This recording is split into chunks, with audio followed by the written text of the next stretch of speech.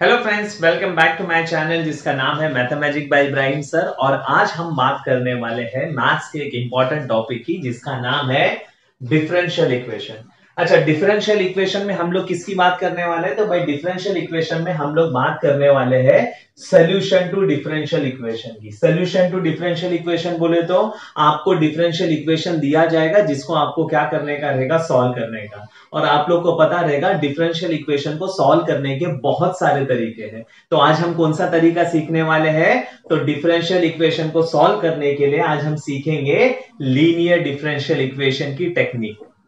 समझ में आ गया? मैं वापस से बता रहा हूं टॉपिक क्या है आज का। तो आज का टॉपिक है लीनियर डिफरेंशियल इक्वेशन। अगर कोई पूछेगा what do you mean by linear differential equation, तो आप बोल सकते हो कि भाई वो एक टेक्निक है डिफरेंशियल इक्वेशन को सॉल्व करने के लिए। तो आप लोग को पता रहेगा डिफरेंशियल इक्वेशन आपको दिया जाएगा, उसको सॉल्व करने का रहेगा। और जो टेक्निक हम सीखने वाले हैं डिफरेंशियल इक्वेशन को सॉल्व करने के लिए वो है लीनियर डिफरेंशियल इक्वेशन। तो विदाउट वेस्टिंग टाइम स्टार्ट करते हैं आज का टॉपिक जो है लीनियर डिफरेंशियल इक्वेशन। सब में पहला हम समझ लेंगे कि कैसे क्वेश्चन देख के पहचाना जाएगा कि ये क्वेश्चन सॉल्व होगा लीनियर डिफरेंशियल इक्वेशन की टेक्निक से। प्रॉब्लम क्या होता है पता है ना? आपको क्वेश्चन में डिफरेंशियल इक्वेशन दिया जाएगा और आपको वो डिफरेंशियल इक्वेशन देख के पता करना पड़ेगा। अगर आपको वो डिफरेंशियल इक्वेशन बोला गया है सॉल्व करने के लिए, तो आपको देख के पता करना पड़ेगा कि कौन से मेथड से यूज हो रहा है, क्योंकि डिफरेंशियल इक्वेशन को सॉल्व करने के लिए बहुत सारे मेथड है। तो सब में पहला समझ लेते हैं कि कैसे आप डिफरेंशियल इक्वेशन का क्वेश्चन देख के पहचानेंगे कि ये क्वेश्चन सॉल्व होगा लीनियर डिफरेंशियल इक्वेशन से। ध्यान से देखो, अगर आपका डिफरेंशियल इक्वेशन जो भी क्वेश्चन दिया गया है वो ये फॉर्म में आता है, dy by dx plus P Y equal to Q. अगर जो भी आपका डिफरेंशियल इक्वेशन ये फॉर्म में आता है dy by dx plus P Y equal to Q, तो आप बोल सकते हो कि ये क्वेश्चन है लीनियर डिफरेंशियल इक्वेशन का। ये फॉर्म में होगा तो आप लोग बोल सकते हैं dy by dx plus P Y equal to Q. अगर क्वेश्चन ये फॉर्म में है तो आप बोल सकते हो लीनियर डिफरेंशियल इक्वेशन का ये क्वेश्चन है। अच्छा, लेकिन थोड़ी सी कंडीशन है। क्या कंडीशन है पता है क्या? ध्यान से देखो प्लीज। ये जो dy by dx है ना, देखो इसका कोएफिशिएंट क्या है? 1। dy by dx का कोएफिशिएंट क्या होना चाहिए? 1 होना चाहिए। इधर कौन सा साइन चाहिए? प्लस साइन चाहिए। और ये जो p और q है ना, देखो अगर इधर y है ना तो ये p और q क्या होना चाहिए पता है क्या? फ्री ऑफ y होना चाहिए। ध्यान से सुनो प्लीज, तीन कंडीशन है। तीन कंडीशन है लीनियर डिफरेंशियल इक्वेशन की। ये फॉर्म में तो होना चाहिए dy by dx plus py equal to q। ये फॉर्म बोले तो dy by dx का कोएफिशिएंट 1 होना चाहिए। बीच में कौन सा साइन होना चाहिए? प्लस होना चाहिए। अगर इधर y है तो p और q, याद रखो p और q क्या चाहिए? फ्री ऑफ y चाहिए। इधर y रहेगा, इधर y है ना, dy by dx y है तो इधर भी y चाहिए। लेकिन p और q क्या चाहिए? Free of y। बोले तो p और q कांस्टेंट चलेंगे या तो x वाले टर्म चलेंगे, वो y नहीं होना चाहिए। समझ में आ गया? वापस एक बार लास्ट बार बता रहा हूं, ध्यान से देखो। अगर आपको क्वेश्चन ये फॉर्म में है तो आप बोल सकते हो लीनियर डिफरेंशियल इक्वेशन। ये फॉर्म बोले तो dy by dx का कोएफिशिएंट 1, बीच में प्लस साइन, p और q क्या होना चाहिए? फ्री ऑफ y होना चाहिए। वो कांस्टेंट भी चलेंगे, x वाले टर्म भी चलेंगे। अगर ऐसा है तो ये समझ जाने का ये क्वेश्चन है आप लोगों का लीनियर डिफरेंशियल इक्वेशन। समझ में आ गया? अच्छा, अब ध्यान से देखो, कभी कभी ना क्वेश्चन हार्ड बनाने के लिए लोग क्या करते पता है क्या?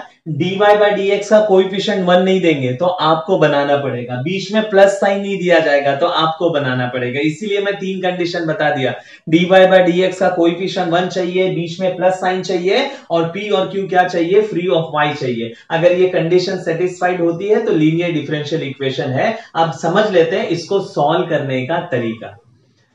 एक बार आप लोग को समझ गया कि भाई क्या है लीनियर डिफरेंशियल इक्वेशन है, तीनों कंडीशन सेटिस्फाइड हो रही है, dy by dx का कोएफिशिएंट 1 है, प्लस साइन है, p और q फ्री ऑफ y है, तो सब में पहला काम क्या करने का पता है? p का वैल्यू निकाल लेने का। अच्छा, p का वैल्यू कहां से मिलेगा? जो भी y के साथ है उसको p बोलो, और q का वैल्यू निकालने का कंपेयर करके।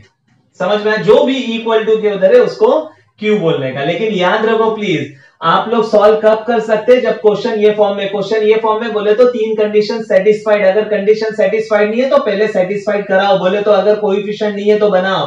बीच में प्लस साइन ये तलाव, एक बार कोएफिशिएंट 1 बन गया, बीच में प्लस साइन आ गया, पी और क्यू फ्री ऑफ वाई हो गया, तब आप पी का वैल्यू लिखो, क्यू का वैल्यू लिखो और ये क्वेश्चन तैयार है लीनियर डिफरेंशियल इक्वेशन के सॉल्व करने के लिए। अच्छा, ये फॉर्म को ही लीनियर डिफरेंशियल इक्वेशन बोला जाता है, लीनियर डिफरेंशियल इक्वेशन। सही है। सब में पहला क्या करने का, ये फॉर्म में आने के बाद पी का वैल्यू निकाल लेने का, क्यू का वैल्यू निकाल लेने का, फिर क्या फाइंड आउट करने का, आई एफ फाइंड आउट करने का। अब कोई पूछेगा आई एफ क्या है, तो आई एफ होता है इंटीग्रेटिंग फैक्टर, टर्म याद रखो, इंटीग्रेटिंग फैक्टर। समझ में, आई एफ फाइंड आउट करने का, आई एफ फाइंड आउट करने का फॉर्मूला क्या है, e integration of P D X plus C. E लिखने का और रेज टू पे इंटीग्रेशन निकालने का पीडीएक्स का, इंटीग्रेशन ऑफ पी निकालने का, पी कहां से मिलेगा, यहां से मिल चुका रहेगा, जो भी वाई के साथ है वो पी, इंटीग्रेटिंग फैक्टर का आंसर आ जाएगा। एक बार आई एफ आ गया, now solution is given as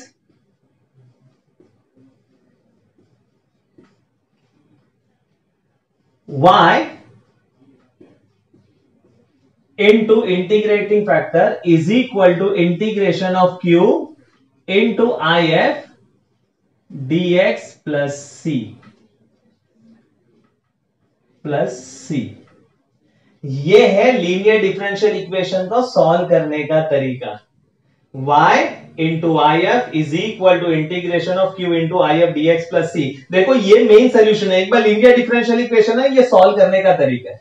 अब ये सब क्या है, तो इसका रिक्वायरमेंट है। देखो ना, फॉर्मूले में आपको इधर y लिखने का रहेगा, इधर आई एफ इंटीग्रेटिंग फैक्टर की वैल्यू डालने का रहेगा, तो इसीलिए पहला इंटीग्रेटिंग फैक्टर निकालना पड़ता है। इधर q का वैल्यू डालने का, इसीलिए मैंने बोला सब में पहला p और q निकालो, p इधर जरूरत पड़ेगा, q इधर जरूरत पड़ेगा। समझ में आ गया, सही है। तो ये फाइनल ए में मेरा सोल्यूशन देने का, देखो y के जगह पे y लिखने का, जो भी इंटीग्रेटिंग फैक्टर का आंसर है वो इधर लिखो, is equal to integration of q into I F. q का वैल्यू यहां से मिल जाएगा, इंटीग्रेटिंग फैक्टर भी मिल चुका रहेगा, इधर पुटअप करो, ये इंटीग्रेशन को सॉल्व करो, जो आंसर है that will be our final answer. इतना सिंपल है, समझ में आ गया। तो लीनियर डिफरेंशियल इक्वेशन में थोड़ा सा नॉलेज चाहिए आपको, किसका पता है क्या, इंटीग्रेशन का। क्यों पता है, लीनियर डिफरेंशियल इक्वेशन सॉल्व करने के लिए आपको दो इंटीग्रेशन आना पड़ेगा, एक तो इधर इंटीग्रेशन एक सॉल्व करना पड़ेगा और एक ये इंटीग्रेशन सॉल्व करना पड़ेगा। मैं थोड़ा सा आप लोगों को हेल्प कर देता हूं प्लीज। ये जो इंटीग्रेशन है ना, ये वाला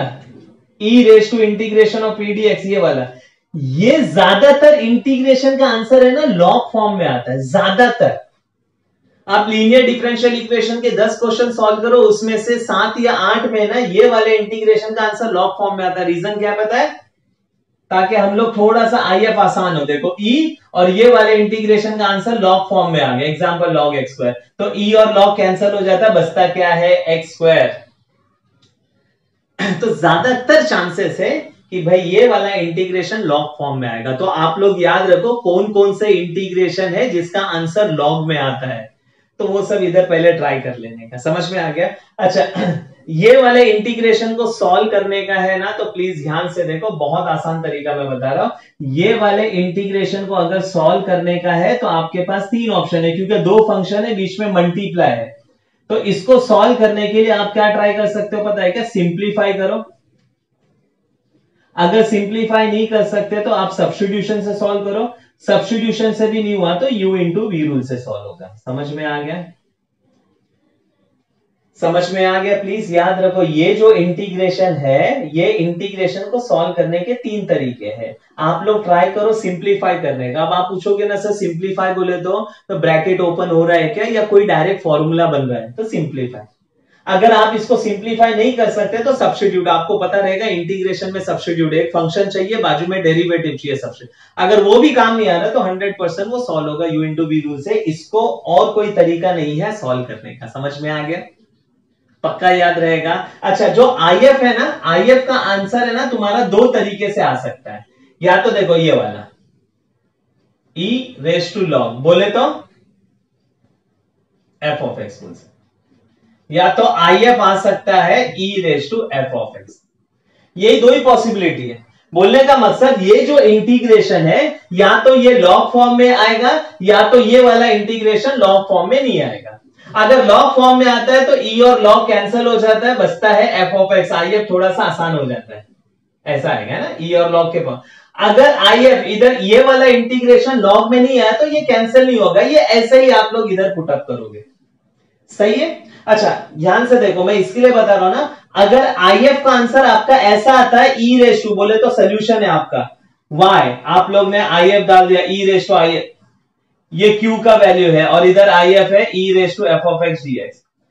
प्लीज जब भी IF देखो, मैं काम आसान कर रहा हूं आप लोग का इंटीग्रेशन का, अगर आपका IF का आंसर ये फॉर्म में e रेस टू, ये कब होगा जब ये इंटीग्रेशन लॉग में नहीं आएगा। अगर लॉग में आए तो e और लॉग कैंसिल, बचेगा f ऑफ x। लेकिन अगर ये वाला इंटीग्रेशन लॉग में नहीं आ रहा है तो IF आपका बचेगा e raise to f of x ऐसा। और जब ऐसे फॉर्म में आपको इंटीग्रेशन सॉल्व करने का ना, बस एक ही तरीका है, कौन सा, सब्स्टिट्यूट करने का। और सब्स्टिट्यूट भी क्या करने का पता है, ये जो है ना e के रेस टू पे f ऑफ x, उसको t डालने का। देखो मैंने काम कितना आसान किया है। प्लीज मैं बता रहा हूं, लीनियर डिफरेंशियल इक्वेशन बहुत आसान होगा। अगर कोई बच्चा फंसता है तो दो ही में, ये दो इंटीग्रेशन में प्रॉब्लम होता है बच्चे को, लेकिन मैंने आपका काम आसान किया है। ये इंटीग्रेशन ज्यादातर चांसेस है लॉग फॉर्म में, तो आप लोग देखो इंटीग्रेशन के कौन कौन से क्वेश्चन का आंसर लॉग में आता है वो याद रखो। या तो लॉग में ये इंटीग्रेशन का आंसर आएगा लॉग में, या तो नहीं आएगा, दोनों टेंशन नहीं है उनको, दोनों काम आसान है। और ये इंटीग्रेशन को सॉल्व करने के तीन तरीके, simplify, substitute, u into v। अच्छा अगर IF इसका ऐसा है, ये वाले सोल्यूशन में IF आपका ऐसा आता है e raise to f of x, तो एक ही तरीका है, ये जो भी f ऑफ x है उसको इक्वल टू t डाल के सॉल्व कर लेना। समझ में आ गया। प्लीज मैथ्स में कंसेप्ट है ना बहुत इंपॉर्टेंट रोल प्ले करता है। और देखो ना, मैं ना आपको देखोगे ना तो वीडियो में मैं सम्स कम कराता हूं, लेकिन मैं कंसेप्ट ज्यादा बताता हूं। रीजन क्या पता है क्या, अगर मैं एक क्वेश्चन सॉल्व कर रहा हूं ना तो आगे के तीन क्वेश्चन आप लोगों को सॉल्व करने के लिए आना चाहिए, ये मेरा एम होता है। समझ में आ गया।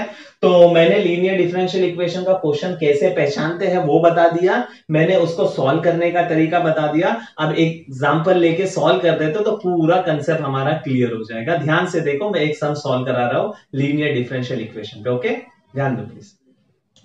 तो समझ लेते हैं एक एग्जांपल लीनियर डिफरेंशियल इक्वेशन का। सब में पहले क्वेश्चन आइडेंटिफाई कर लेंगे कि ये क्वेश्चन लीनियर डिफरेंशियल इक्वेशन से सॉल्व होगा या नहीं होगा। देखो dy by dx plus y tan x equal to cos square x। अच्छा लीनियर डिफरेंशियल इक्वेशन कैसे पहचानेंगे, तो मैंने बता दिया था क्वेश्चन ये फॉर्म में होना चाहिए, dy by dx plus py equal to q। ये फॉर्म में होगा तो हम बोलेंगे कि भाई ये क्वेश्चन लीनियर डिफरेंशियल इक्वेशन का है। तो जरा चेक कर लो भाई, dy by dx है और कोएफिशिएंट मैंने बताया ना, कोएफिशिएंट क्या है लीनियर डिफरेंशियल इक्वेशन का, कोएफिशिएंट 1 है। अच्छा बीच में कौन सा साइन है, प्लस साइन है, तो dy by dx का कोएफिशिएंट 1 भी है, प्लस साइन भी है। समझ में आ गया। अच्छा अब ध्यान से देखो, y है, मैंने बोला ना अगर dy by dx है y, तो इधर भी y चाहिए। y के साथ जो आया है वो है तुम्हारा p, और जो इक्वल टू के उधर है वो है q। आप चेक कर लो p और q में y है क्या। देखो आप बोलोगे सर y इधर है ना, नहीं, जो y के साथ आता है उसको p बोला जाता है, जो y को छोड़ के बचा वो q p है। तो y को छोड़ के बचा tan x और q है तुम्हारा, देखो दोनों में y नहीं है बोले तो ये दोनों free of y।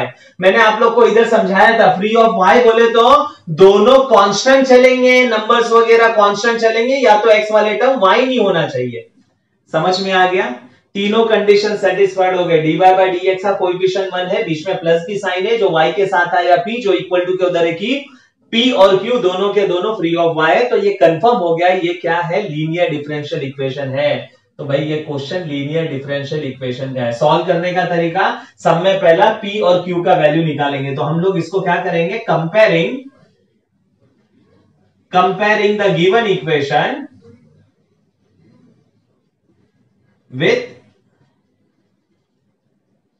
dy by dx plus py equal to q, we get p is equal to, जो भी y के साथ है p क्या है tan x, and q is equal to, जो भी इक्वल टू के उधर है वो है तुम्हारा।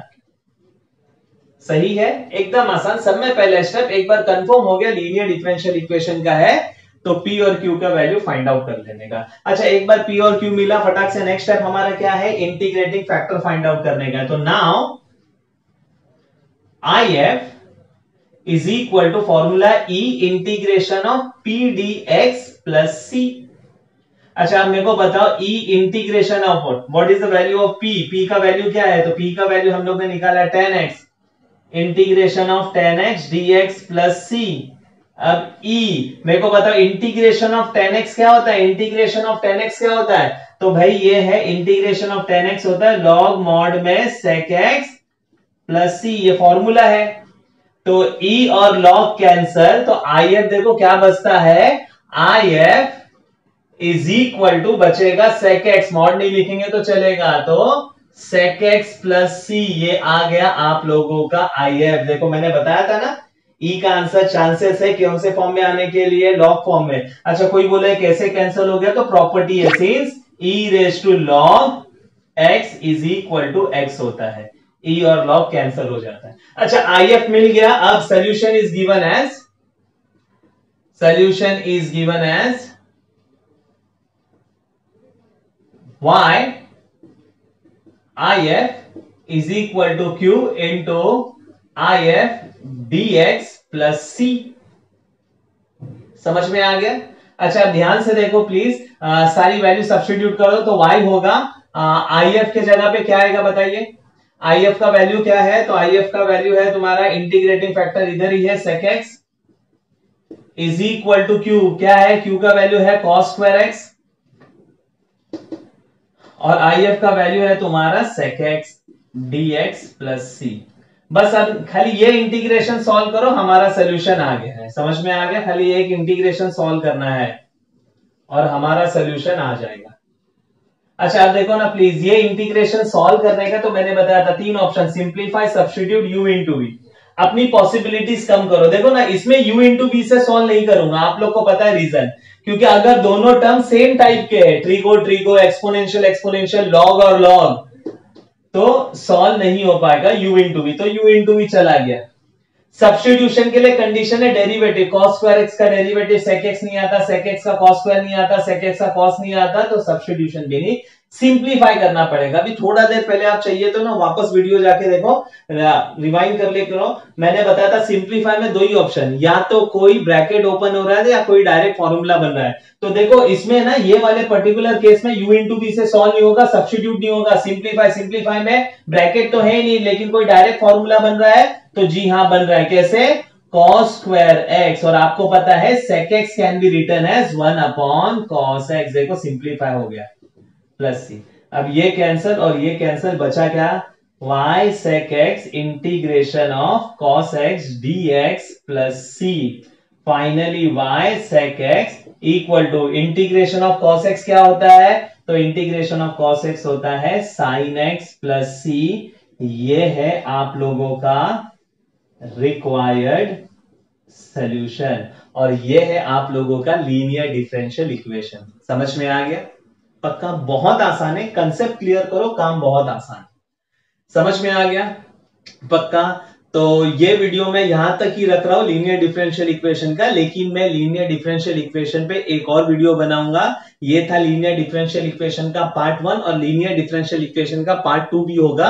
अच्छा अब पार्ट 2 में होगा क्या, सब तो मैंने बता दिया, नहीं थोड़ा सा बचा हुआ है। तो क्या बचा हुआ है पता है, मैंने आपको बोला ना कभी कभी क्वेश्चन हार्ड बनाने के लिए dy बाय dx का कोएफिशिएंट 1 नहीं दिया जाएगा, तो 1 कैसे बनाते हैं, अगर इधर प्लस साइन नहीं है तो प्लस कैसे बना जाता है, अगर p और q फ्री ऑफ y नहीं है तो उसको कैसे करने का, ये सब रहेगा पार्ट 2 में, तो वो भी लेक्चर देखना भूलिए मत। लेकिन फिलहाल लीनियर डिफरेंशियल इक्वेशन का ये था पूरा concept with some. I hope आप लोग ने लेक्चर एंजॉय किया रहेगा।